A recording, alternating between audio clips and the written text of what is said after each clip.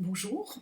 je vais exposer quelques-unes de mes opinions sur la puissance créatrice de Lalanne, qui d'abord se singularise par la manière dont elle a embrassé quasi tous les champs de création, en essayant d'explorer chaque fois leurs possibilités, que ce soit dans le domaine de la musique, de la peinture, de la chorégraphie ou de la poésie. Et donc plutôt que de vouloir un art total, un art synthèse, elle a essayé de trouver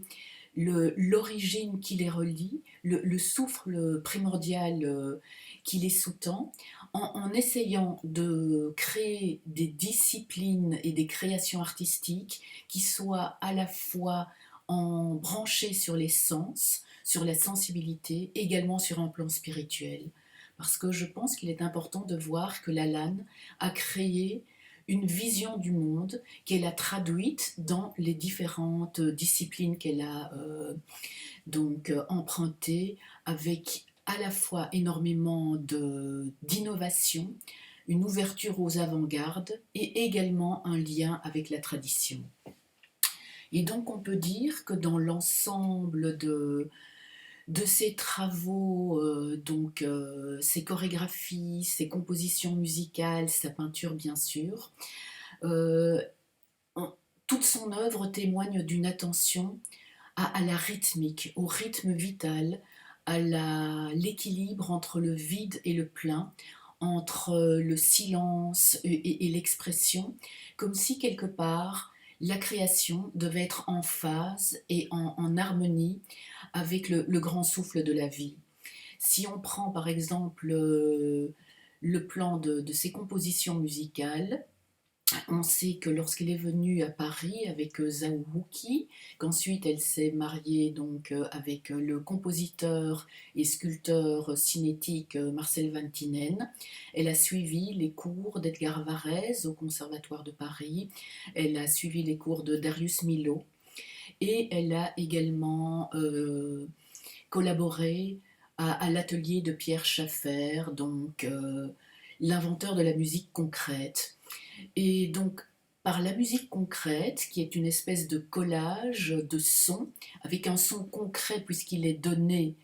et non pas engendré par un instrument, Lalanne a pu explorer un univers qui était peut-être proche de la musique chinoise,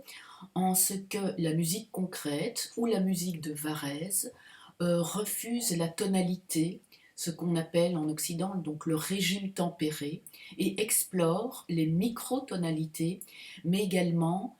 fait abstraction de la différence entre le son et le bruit.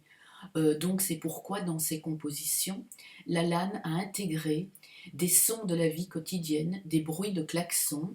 faisant sauter la frontière entre la musique, si je puis dire, et, et ce qu'on appelle le bruit.